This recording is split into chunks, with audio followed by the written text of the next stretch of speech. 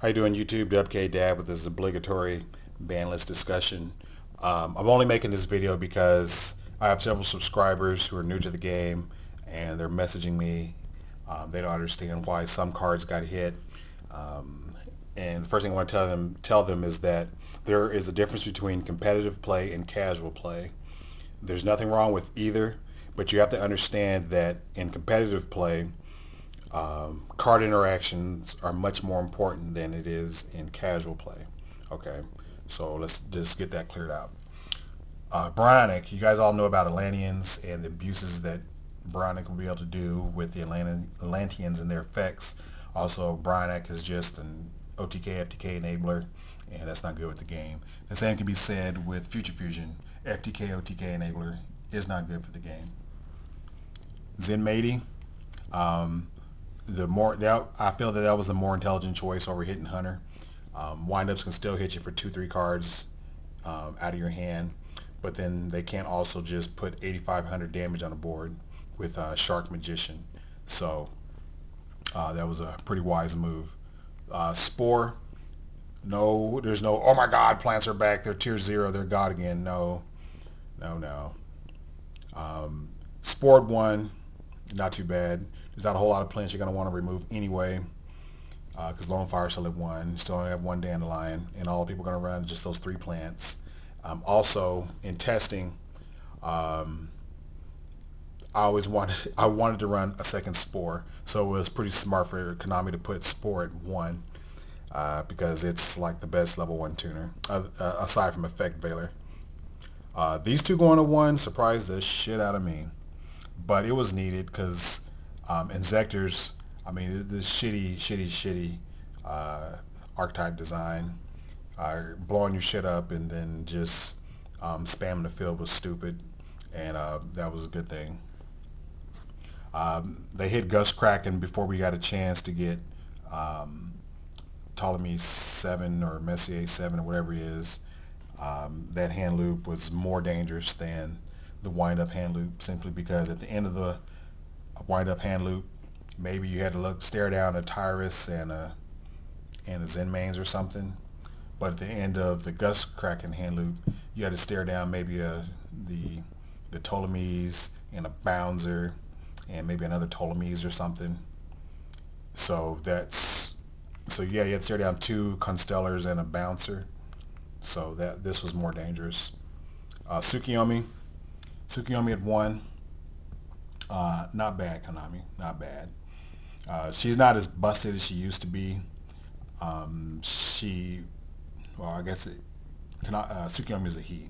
Tsukiyomi is not as busted as he used to be. The game is way too fast for him to really mess up things. But people don't think that. How can I say this? You Gravekeeper players and other players don't think that you're going to use Tsukiyomi just to abuse your flip effects. Competitive players are going to be running Tsukiyomi not to abuse flip effects. They're going to use Tsukiyomi as the 1 card out to Thunder King, Logia, Shin, and Naturia Beast. Plain as that. That's how Tsukiyomi is going to be played. You guys can mark my words.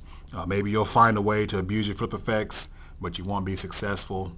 And if you are successful, it's not because of Tsukiyomi, it's just because you had control in the first place. And Tsukiyomi have very little to do with it. Simply put, he's going to be the 1 card answer to problem monsters.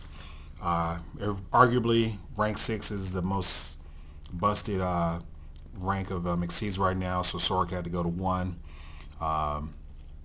Also, from what I understand, the new Prophecy archetype coming out has a way to search this straight from the deck to the hand, so that had to go. Red MD was busted. You guys saw what Hieratics and Chaos Dragons can do. Plus it enables easy Gustav Max summon, so that was dangerous. Ultimate Offering was never a fair design card, with the release of Gadgets and then Gear Frame and now Madolches. So I would have preferred that card to be banned outright than just go to 1. Debris Dragon, again, same with Spore. I don't think that these 2 cards coming back, this going to 2, that coming back to 1, is going to make plants god tier. Maxi Effect Veiler still cards. and you're going to struggle if you think that they're going to be amazing this format. I don't own a Rescue Rabbit, so we'll just pretend the Logia is Rescue Rabbit. Rabbit going to 2, I'm okay with. I still think that they'll be able to pump out Logia and Dolka rather efficiently, and so we'll have to see about that. I predict that Rabbit will still, Dino Rabbit will still be a good deck this format. It just won't be as consistent, which is pretty okay to me. Kalute going to 2. Black Wings are too damn slow, so them getting an extra Kalute is okay with me. Earth coming to 2. Again, I never thought Agents were that amazing of a deck. They consistently lost to Plants in my opinion. If anything, I would have liked to see Earth go to 3 and Hyperion go to 1, because the Hyperion at 3 is just retarded. Tour Guide to 2. The toolbox effects of Tour Guide was a bit overpowered. In my opinion, if Sangan had been banned, Tour Guide could have stayed at 3, but maybe this was the more intelligent choice, that toolbox effect. Neutering Hieratics by hitting Convocation, I feel it was unfair, especially since they did the dive kick to Red MD, so I don't think that that was a very fair hit. And also they hit Goose Kraken, so I don't think that's very fair. Duality, E-Call, Hero Lives. I put these group these all together because I think that was a consistency thing, so I might as well put these 4 together. Konami just sought to decrease the consistency of a lot of decks, and that's why these were all hit. Hero Lives in Japan was pretty beefy. It had the potential to wreck shit here with the release of the Dark Omni Hero, Escurido, or however you pronounce that. So another preemptive strike was brought our way. Reasoning to 2. I don't understand why they brought Reasoning to 2. This card is an OTK FTK enabler. I understand the Dark Magician of Chaos is still banned, but somebody's going to find a way to bust this. And don't say it's going to be 6 Samurais, because 6 Samurais only play 12 monsters. I know right now I'm working on a couple of decks using 2 Reasonings and Monster Gate. You guys saw my Reasoning Gate deck from the GOAT format. I've always liked Reasoning, and I feel that this may prove to be a bad move on Konami's behalf. Mirror Force 2, I'm perfectly fine with that. I would have liked to see it go to 3. The most I have ever taken a neg on Mirror Force is 2 monsters, so it's pretty easy read. Mirror Force, I mean, it's as simple as not attacking in the face downs. It's like Torrential. If you have field presence, there's no reason to summon that other monster into face downs, because you're going to get your whole field wiped by Torrential. Same with Mirror Force. You got 1 monster on board, keep poking with that, force them to deal with that 1 monster. Don't let them get the +1. Simple as that. Now the Unlimiteds.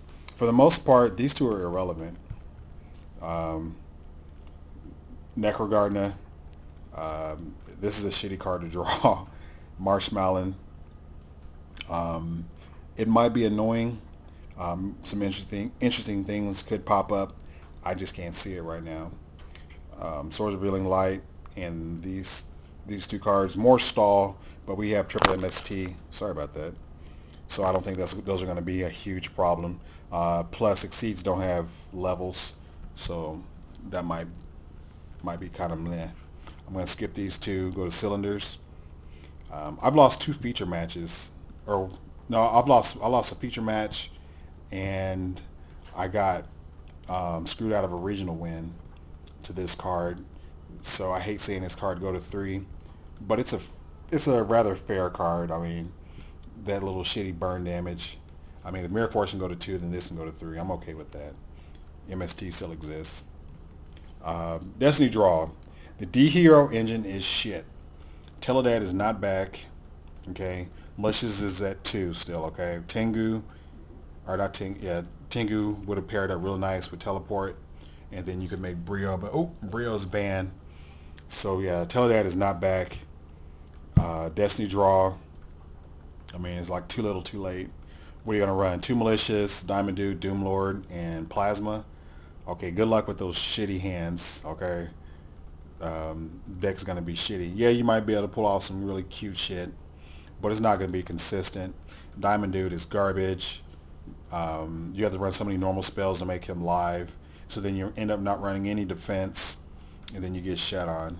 Again, yeah, you're going to do some cute shit. There's going to be some wins off of Diamond Dude and everything. Just because I said that, people are going to post, oh no, I was wrecking kids. Okay, yeah, you did that. Awesome.